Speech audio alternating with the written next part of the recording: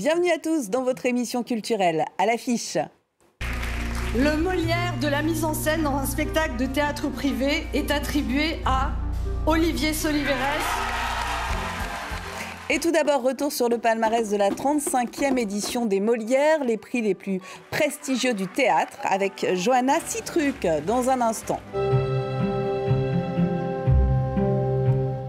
Nous parlerons aussi de la pièce Ordali en compagnie de la metteuse en scène libanaise Christelle Roder.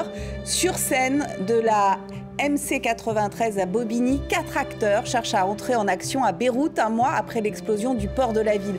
Et si entrer en action, c'était justement faire du théâtre. Bonjour à toutes les deux. Bonjour.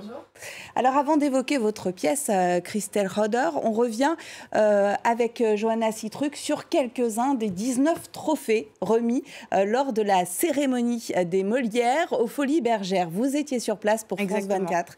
Une 35e édition que l'on peut définir comme éclectique et engagée, c'est ça ? Alors, je ne vous cache pas qu'entre la présence de Rachida Dati, donc la nouvelle ministre de la Culture, et les coupes budgétaires qui ont été imposées à son ministère ces derniers mois, je m'attendais à ce que la cérémonie soit de manière plus générale un peu plus politique, mais il y a quand même eu, vous l'avez dit, certains discours assez engagés, en particulier celui de Sophia Aram qui a évoqué le conflit au Proche-Orient et la solidarité qui doit s'appliquer, selon elle, autant aux Palestiniens qu'aux Israéliens.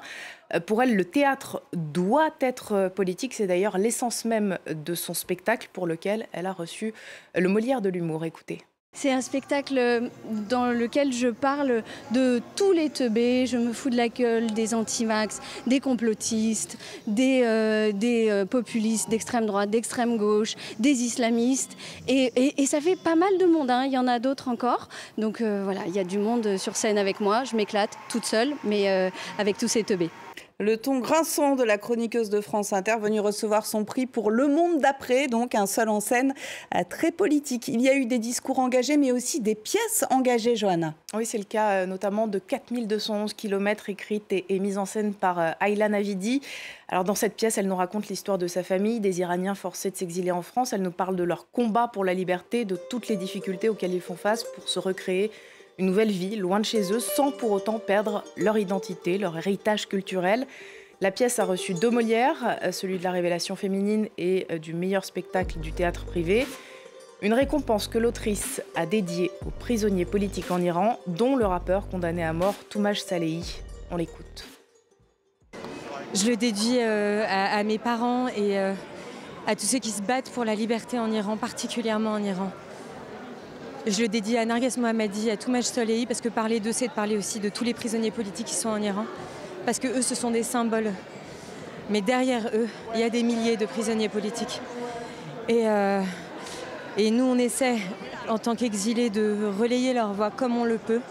Et mon moyen à moi, ça a été de trouver le théâtre et la culture, parce que je suis sûre que les révolutions se font aussi à travers ça.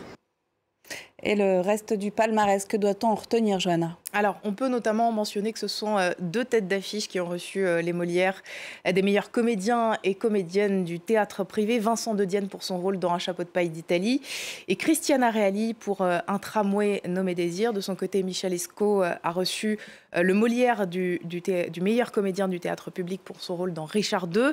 Mais globalement, on peut dire que la cérémonie était assez équilibrée. Il n'y a pas une pièce qui a raflé comme ça peut l'être parfois tous les Molières. Au total, 5 spectacles ont reçu 2 récompenses chacun. C'est le cas de 4211 km dont on vient de parler, mais aussi 40 degrés sous zéro de Louis Arène. La comédie C'est pas facile d'être heureux quand on va mal de Rudy Milstein. Neige de Pauline Bureau. Et puis Le cercle des poètes disparus d'Olivier Soliveres qui s'inspire du film du même nom sorti en 1989 et dont le propos n'a pas pris une ride. On va regarder tout de suite un extrait.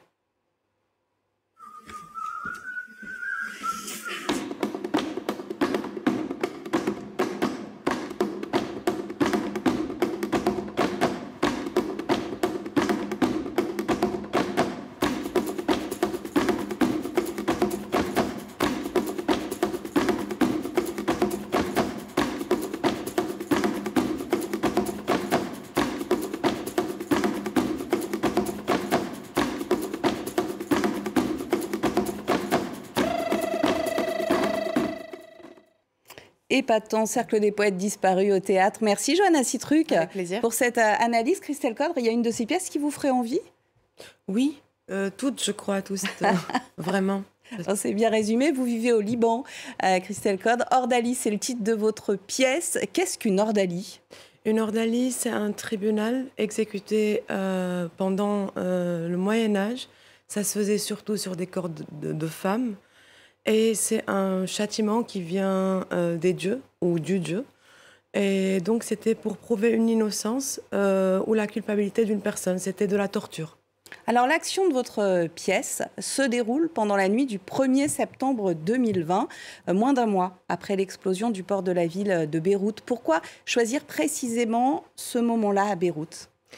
Après l'explosion du port qui a eu lieu le 4 août 2020, il y a eu pour moi 3 journées, donc 7 journées de l'explosion. La journée du 8 août où il y a eu une grande manifestation et où tous les manifestants ont... C'était une manifestation qui était très violente, qui a été réprimée. Et puis il y a eu le 1er septembre, qui est l'anniversaire de la création du Grand Liban par les forces mandataires françaises. Et ce jour-là, donc, Monsieur le Président de la République française était venu célébrer la création du Grand Liban. Et pour moi, c'était une journée qui était assez particulière, pour ne pas dire très humiliante. Donc, pourquoi humiliante?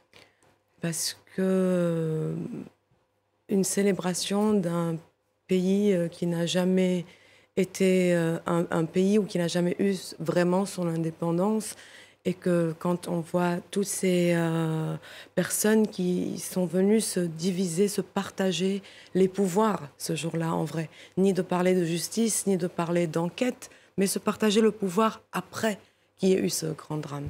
On regarde un extrait d'Ordalie. Corruption. Deux fois. Crise. 4 fois. Catastrophe. Une fois. Reconstruction. 8 fois. CMA, CGM. 3 fois. Avenir. 3 fois. Histoire. 3 fois. Sacrifice. 3 fois. Volonté. 4 fois. Espoir. 3 fois. Désespoir. 2 fois. Promesse. 1 fois. Réforme.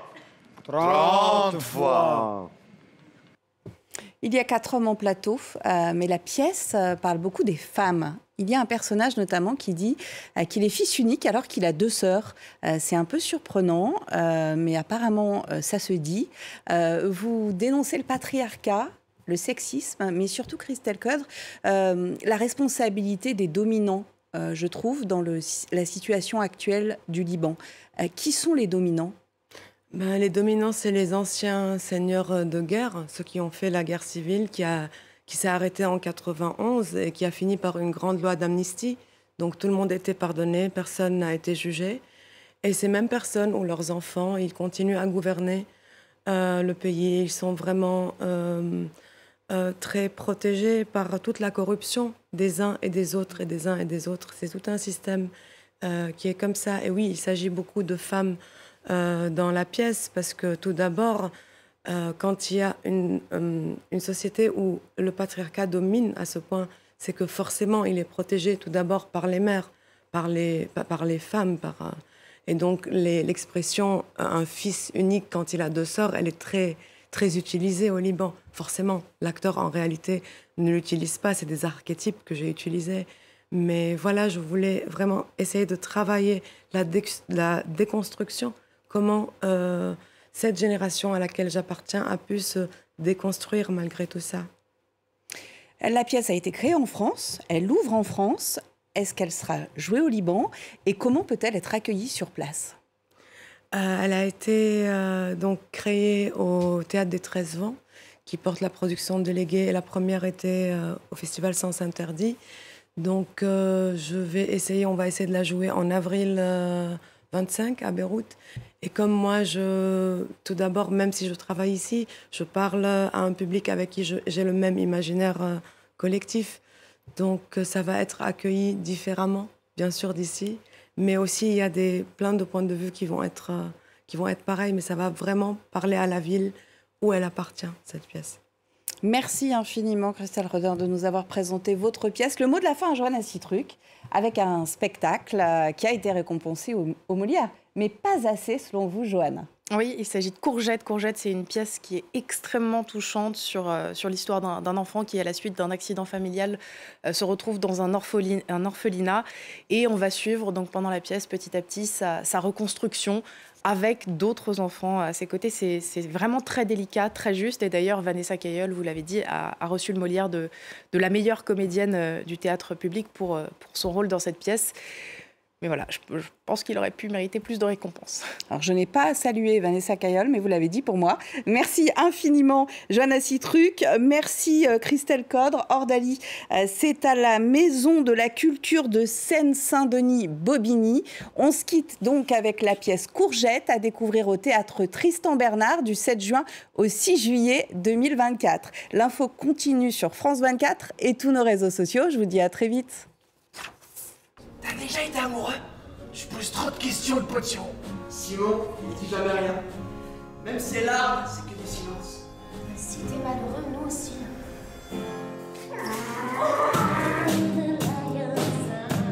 Bon Noël, les enfants. Joyeux Noël. Dommage que ton fils soit pas là. J'ai parlé à Madame Papineau. Elle est d'accord.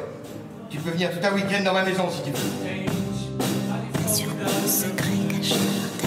Si on parlerait aux gendarmes, le gendarme ne peut rien contre moi, j'ai la loi de mon côté. Et si on t'entendait parler comme ça, qui aurait la loi de son côté? Mais des fleurs sauvages, nous. Toi, t'es pas bête. Tu sais, y a pas que le cœur des enfants qui a besoin d'être cousu.